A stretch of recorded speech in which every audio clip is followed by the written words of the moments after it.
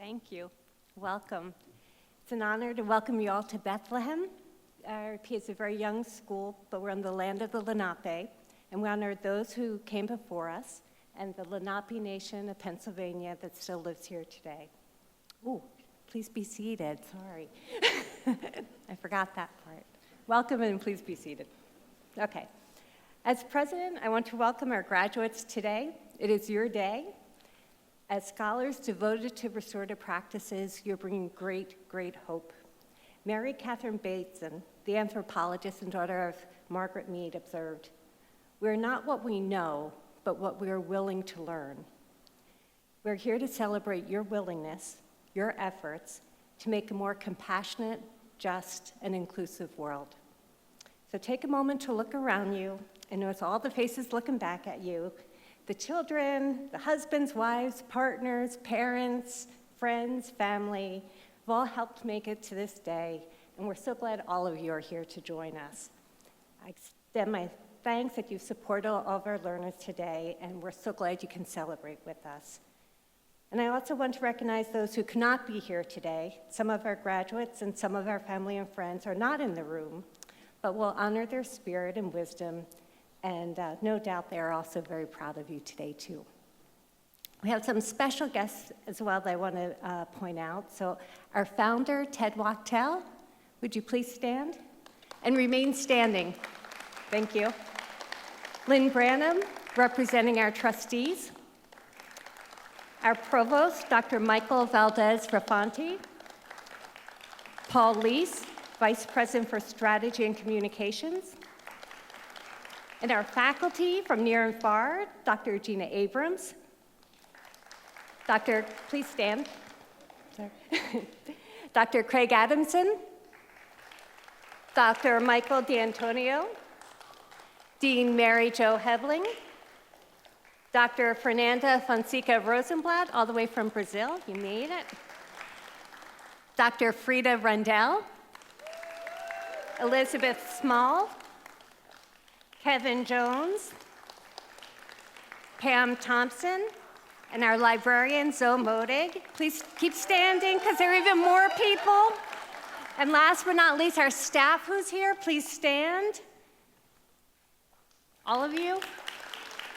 Thank you for everything you've all done to support our learners today. Now you may be seated.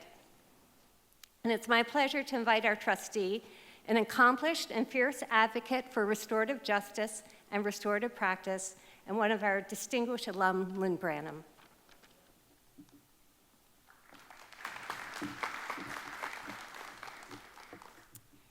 It is such a joy to be here today to celebrate you.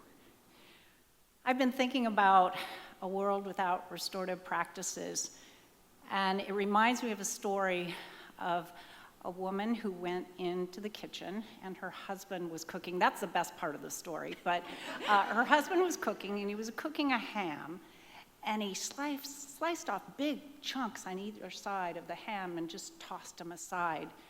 And she said, "Why do you do that?" And he said, "Well, I don't know. That's how Mom made a ham. Let's go ask her."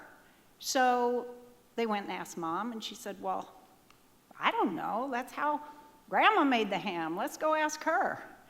So they went and asked Grandma, and she said, "Well, the pan was this big, or ham was this big, and the pan was this big." So they kept cutting off the ham because that's what they'd always done, even though it didn't make any sense. And in all of our respective fields here, there's education, social work, criminal justice, every field, it makes no sense to go forward without restorative practices. Because of our capable, incredibly capable faculty, your hard work, and most importantly, who you are equipped to forge strong relationships, to mend harm, to bring hope, to bring healing. The world needs that. The world needs you. Each of you, congratulations.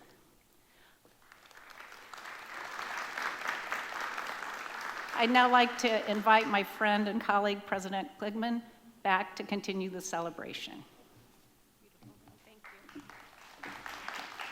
Actually, I'm going to invite Provost Michael Valdez from Fonte. So, thank you.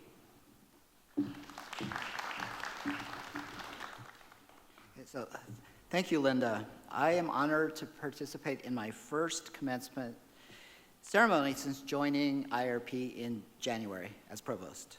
I'm especially honored to introduce our two student speakers, whose brilliance, character, and commitment are truly representative of this year's graduates. First, I would like to introduce Rochelle Sparman, an international student who was unable to be here in person. Rochelle is a Guyanese attorney who has devoted her legal work both as a law student and as a practicing lawyer to public service, working at 2 legal aid clinics representing vulnerable people in the criminal justice system and family courts in Guyana. About a year ago, she joined the Caribbean Development Bank in the Office of Integrity, Compliance, and Accountability. Among other things, she's responsible for researching ways that the bank can proactively engage people who allege that the projects the bank financed have caused social or environmental harm. I'd also like to point out that Rochelle was an Impact Scholarship recipient. So please enjoy Rochelle's words in this pre-recorded message. You are a child of God. Your playing small does not serve the world. This quote was taken from the renowned American author Marianne Williamson's book titled A Return to Love. I chose to start with this quote because it takes me back to a time when I was experiencing my senior years in high school. During that time, I had some significant academic achievements, yet I still felt quite small and overlooked. Hearing the poem was like looking into the mirror for the first time without looking away. The poem proceeds to examine other incredible themes such as shining one's light, overcoming fear, and inspiring others. However, the theme that stood out to me the most was the need for purposeful self-reflection. A few weeks ago, when Dr. Rafan T. contacted me about being the student speaker at our commencement ceremony, I immediately felt a range of positive emotions varying from excitement, relief, curiosity, joy, and happiness. But just as suddenly, I became overwhelmed. What does this mean? What will this require? Do I have time to prepare? Can we afford to travel now? What would I say? A few weeks later, I realized that all these questions masked the true question I was asking myself. Why should they listen to me? Our deepest fear. In the last few weeks, I have very distantly witnessed student-led protests on different campuses across the United States of America due to the ongoing war directly affecting individuals and communities in the Middle East. Some commencement ceremonies were even canceled because of this ongoing war. However, the common approach continues to be the canceling of people. No one is safe, and we can hardly agree on anything these days. From polarizing debates for and against abortion to raging skepticism against things that were previously accepted as universal facts, such as global warming. Everything seems up for criticism. Every position has become challengeable, which is not necessarily a bad thing. In fact, we can benefit from disagreements because, strictly defined, a disagreement is a difference in opinion, and different opinions can give us different outcomes. I think that we can all agree that our opinions could differ significantly even within ourselves from day to day. One day we think a new song is cringy, and the next day it is our favorite. One year we're enthusiastic about starting our masters, and the next year wondering, why am I torturing myself with all these studies? As such, it should not be shocking that we have inclinations to disagree with our siblings, community leaders, and even healthcare providers. However, how are we disagreeing, and what do we want after we have expressed our different opinions? My challenge to us is to not lose the principle of respect while we are disagreeing with someone else. This does not mean to simply shut down communication and agree to disagree in every situation. Instead, it means to search for ways that we can retain dignity in how we speak to ourselves and how we speak to others. Secondly, we should examine whether we are disagreeing just for disagreeing's sake or whether there is some purpose to our conversations, and as far as possible, choose restoration over destruction. About me. I am a Guyanese who moved to a Caribbean island during the pandemic. I'm familiar with ethnic conflicts that appear to have no end in sight. However, I genuinely believe that the work can start with us, within each of us, especially if we look into the mirror and value what we see. Our deepest fear should push us to our greatest hope. My studies at this graduate school have increased my level of self-awareness through reflective practices, including self-reflection and learning to value constructive feedback. At this juncture, I wish to thank the following persons at the IIRP in the order that I experienced them. Firstly, I would like to thank Kristen Weber from Student Services, who was a great support for all my questions about registering for courses and tuition information, and being my IIRP contact person. I'd like to thank Dr. John Bali, the former president of the graduate school, who informed me that I was selected as the Impact Scholar, and my amazing lecturers, Elizabeth Small, Dr. Bala Feligi, Dr. Gina Abrams, Dr. Fernanda Rosenblatt, Dr. Frida Rondell, and Dr. Greg Adamson. I appreciate the way each of you showed up to facilitate our learning and remained encouraging, engaging, and respectful during the journey. I thank Zoe, who was always available to assist me with sourcing research materials from the library. I also thank the current president, Dr. Linda Kligman, for taking up the mantle to lead us, and Jamie for ensuring that I received my diploma and assisting Kristen. I thank Dana, Monique, and the communications team for helping me to deliver this speech in the current video format. I take this time to congratulate my colleagues and now fellow graduates of the class of 2024. I am honored to have witnessed this part of your journeys. Now I dedicate this achievement to my husband who championed me throughout this journey. We were both unemployed young 20-something-year-olds when I started this journey with the hope that our business would be revolutionary to the legal landscape in the Caribbean. However, many obstacles and responsibilities and challenges soon came, and I quickly learned that our partnership was not only necessary to achieve this feat, but to stay alive. We supported each other through lack, disappointment, uncertainty, and loneliness. We survived a pandemic in every sense of the word, and we are still learning, loving, agreeing, disagreeing. We are both attorneys after all, and growing. Lastly, I thank God for all that I have and that I will become, and to Him I give all glory.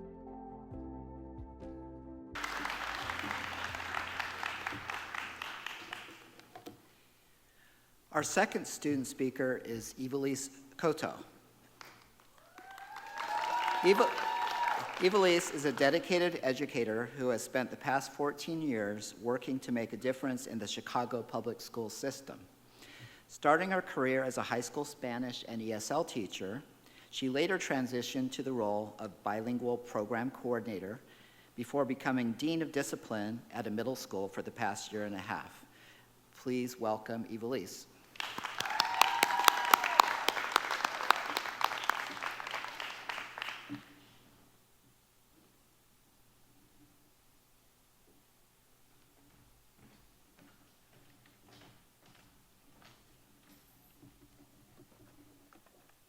Good afternoon, fellow graduates, family, friends, and faculty, everyone who has supported us on this journey. I want to begin by expressing my sincerest gratitude to the faculty and administration for allowing me the honor of speaking before you today. But before I go into my sermon, since it is Sunday, I need to give a personal thank you to my family who are here, my parents, I didn't expect this, sorry. My parents, my brother, his wife, and my best friend. who flew in from different parts of the country, because everyone left Chicago and are in warmer states, to come and celebrate with me. Sorry, that was off script. Thank you for supporting and encouraging me through the process, but for also being there for all my dramatic novela moments, which is soap opera, I translate, when I wanted to quit. I also want to personally thank all of my instructors, especially Frida, Fernanda, and Craig. Your unwavering support and encouragement have been my rock through the challenges of this past school year alone. And to my classmates, your camaraderie and your encouragement have been invaluable. Lastly, I want to give thanks and honor to God, who has been my ultimate source of strength. I truly hope you understand how deeply honoring this is to have been asked to speak before you all today. Because if I'm allowed to keep it real, I honestly didn't know how I was going to write this speech. This past school year has been one of my most challenging yet, as I completed my first full school year as a dean of discipline, coming from the classroom role for many years, from having to handle an extreme situation that triggered my own traumas, to fracturing my ankle, bureaucratic battles with workers' comp, while crying in my mother's arm as if I were a 7-year-old little girl again, struggling to keep up with homework due to the overwhelming responsibilities and emotional pressures that come with the position, dealing with some very unkind parents, feeling pressured to handle things in less restorative ways, to being so overwhelmed that it took 3 weeks into my summer break for me to finally feel at ease and not stress about the year to come. I felt incapable and inadequate, doubting my ability to fulfill my restorative dreams, let alone stand before you today to inspire and motivate. Reflecting on my experiences, however, I realized I had an extended grace to myself, as I often preach to others and in many of our discussion posts and Zoom meetings. I let fear and self-doubt take control. Learning to be restorative with myself off paper and in real time is the last bit of homework I am still left with and constantly re-editing, and I'm not sure if anyone else can relate. And whether you are able to relate now or in the future, my point to all of this is that sometimes we have days that this work comes easy. But we might also have days where we will have to work harder to execute all of our restorative dreams and might find ourselves not feeling our most restorative selves. But when those days come where it feels bleak, what plan will we put in place to ensure that we are also extending ourselves the conversations, the circle questions, and the grace to get us through? How will we summon the courage and grace to persevere? Imagine an ancient oil press, each step carefully preparing the olives to extract the most oil possible. Each part of that process is preparation. The olives are crushed under a stone wheel that rolls around, then put into a basket where a long log is placed across the top to help squeeze out the oil, and a stone is placed at the end, adding more weight in order to begin the extraction. The more weight that is added, then more weight is added until the fullness of the oil is released. Similarly, our journey requires preparation and perseverance. What may seem like an unbearable pressure is actually an opportunity to release our potential and positively impact those around us. Through our process, we pour out oil. That oil then pours out into our students, but if we lack the grace to get us through and we bear under the weight of what is pressing against us, what will we have to give? We have been called into purpose and qualified for such a time as this that we must ensure we always remember how to show up for ourselves, allow others to show up for us as well so that we can best show up for our students and those around us. May you never doubt yourselves or the significance of your work. May you find purpose amid adversity and fears. Always emptying yourself to allow space to lean in to all the love and the support around you, to lean into God, because by allowing others to support us, we enhance our capacity to support our students and communities. Marching forth in grace, never forgetting this moment today, all we have learned, all we have been through and pushed through, constantly growing, producing oil through grace as we pour out into all who need, restoring relationships, restoring lives, restoring love. Today marks a milestone for the class of 2024. This is just the beginning for some and the continuation for others of how we will mark lives. Congratulations to us all. Thank you.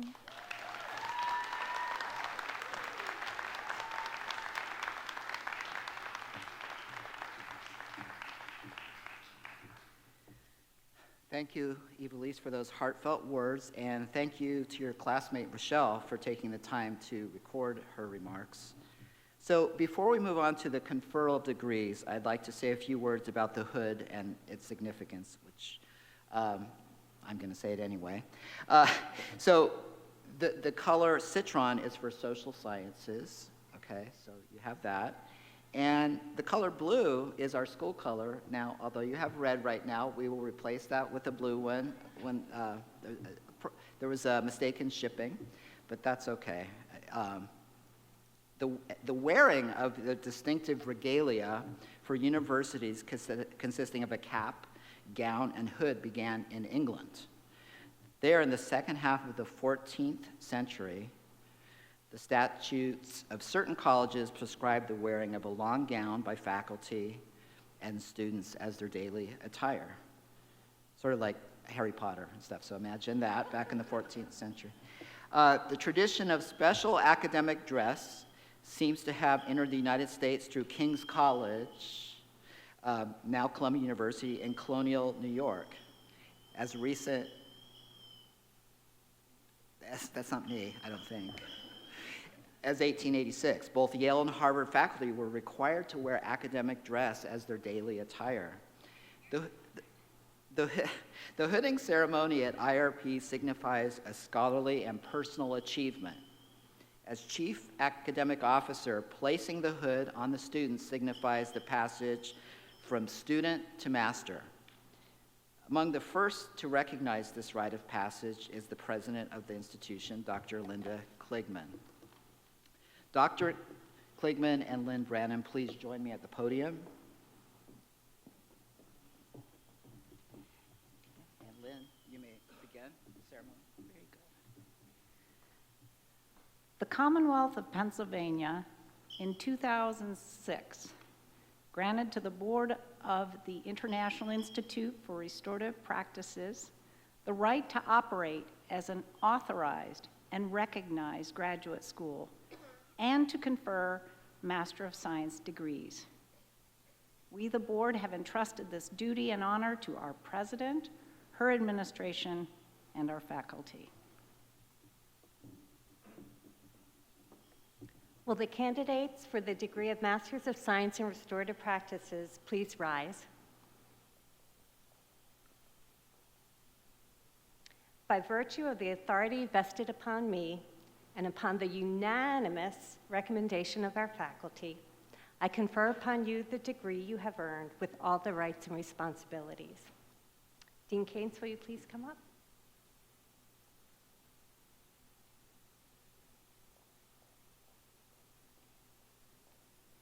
So when Dean Keynes reads your name, you're going to come up, and Provost will hood you. We practice that, help him there. And then I will hand you your degree, and then you're going to go there where you'll have a photograph, and then end up with Kevin there. So please remain standing.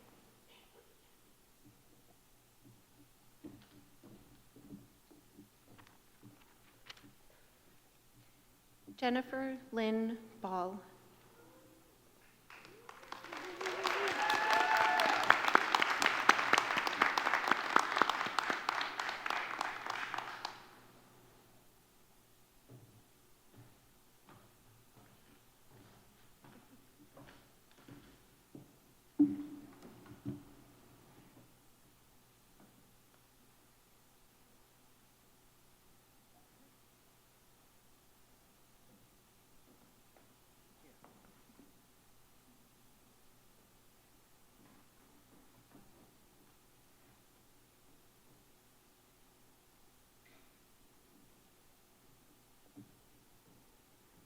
Shirley Ann Boyles.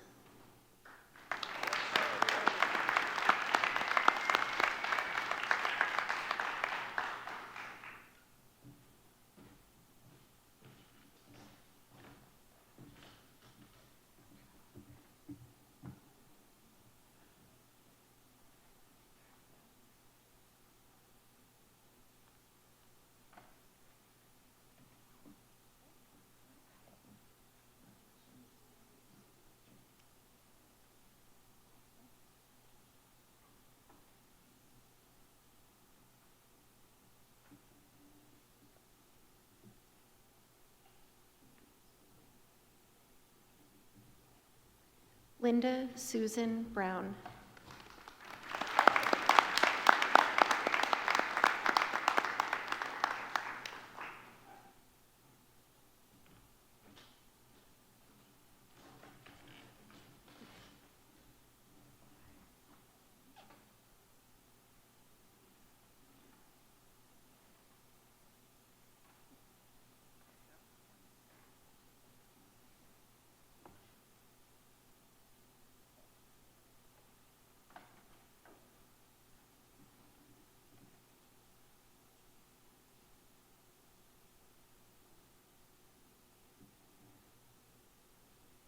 Evelise Coto.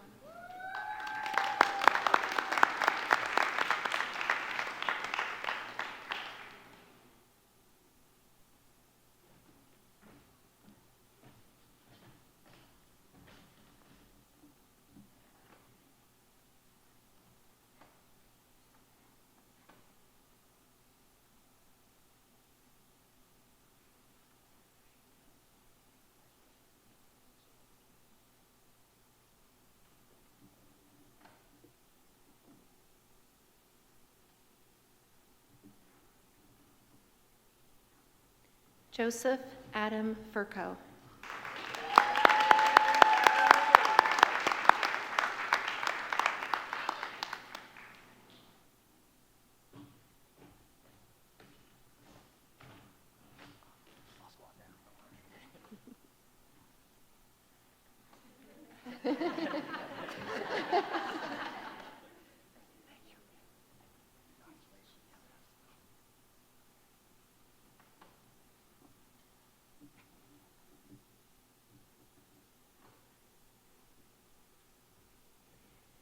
Chie Hosokawa Fox.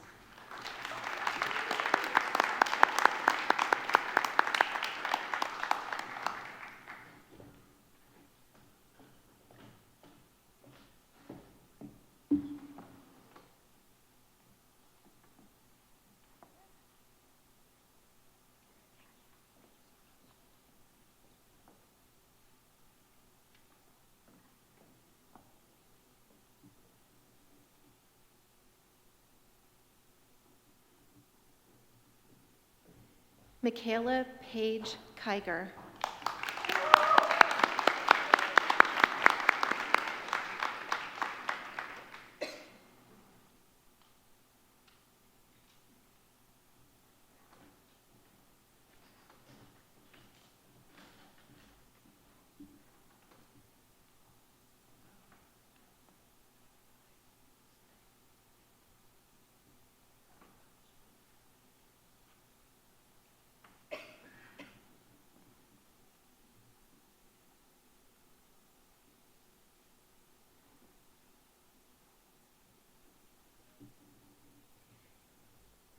Kizzy L. M. Nicholas.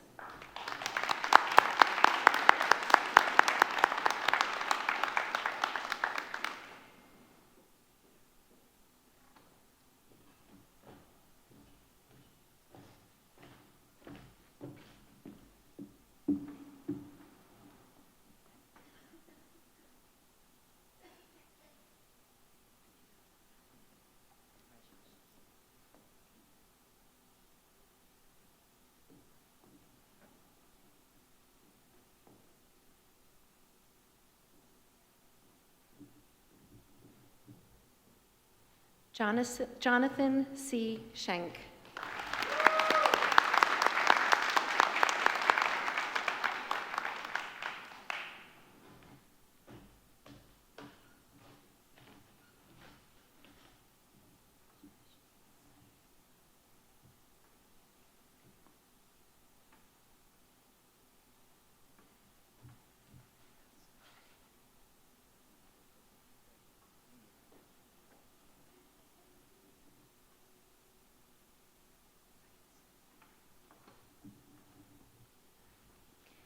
And we'd like to take a moment to recognize this graduates who are not able to attend: Susan Smith Bosland, Diane E. Els, Carly Friedrich, Julie Anna Glynn, Alistair Gold, Clark Jason Hardy, Stephanie Kelly, Susan Marie Knutson, Lashonda S. Riquetta, Vivian A. Salgado, Heather Smith, Rochelle Eslyn Tremaine Sparman Spall, Brianna Michelle Squires, Judy Celeste Tisdale, Mary Thompson, and Elizabeth Weigert. Congratulations.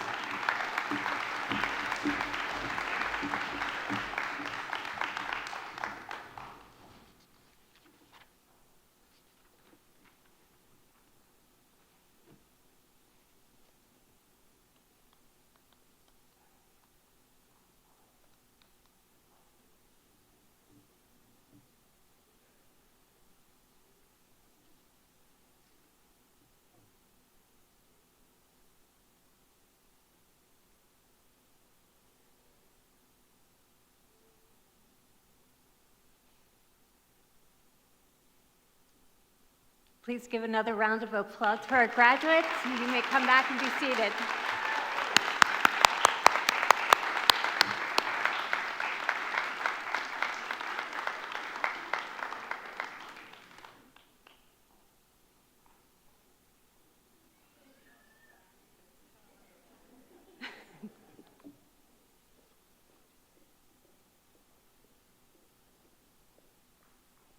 So following this, I'd like to invite all of you to join our new alumni downstairs on the second floor of the blast furnace room for a reception. And I'd like to thank the Fairmount String Quartet. We so appreciate you here. And Joseph Tacconi, we love your work, thank you. The staff at Arts Quest so much, and our own event team, Kristen Weber, Jamie Keynes, Martha Kellman, Colleen Kirby, Barb Del Orphis, Jody Weaver, Paul Leese, Monique Sempertighi, so sorry, Monique, I'm learning, Stephanie Steele, Ken Tampe, and Dana Yurgowski. You're all wonderful. Thank you so, so much. And if you would, please rise for the procession, and these proceedings are now closed.